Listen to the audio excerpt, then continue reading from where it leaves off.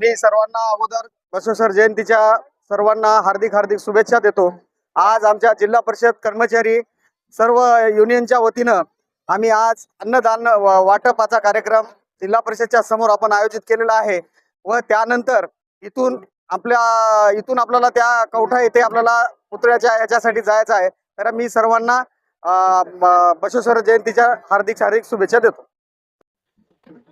12व्या शतकात माणसाला माणूस म्हणून जगण्याचा अधिकार प्राप्त करून देणारे समतानायक क्रांतीसूर्य जगतज्योती महात्मा बसवेश्वर यांच्या वतीनं सकाळच्या सत्रामध्ये शासकीय जयंती साजरी करण्यात आलेली आहे। त्यानंतर नांदेड जिल्हा परिषदेच्या अधिकारी आणि कर्मचाऱ्यांच्या वतीनं या ठिकाणी जिल्हा परिषद प्रांगणात छत्रपती शिवाजी महाराज पुतळा परिसरामध्ये या ठिकाणी अन्नदान वाटप करण्यात येत आहे।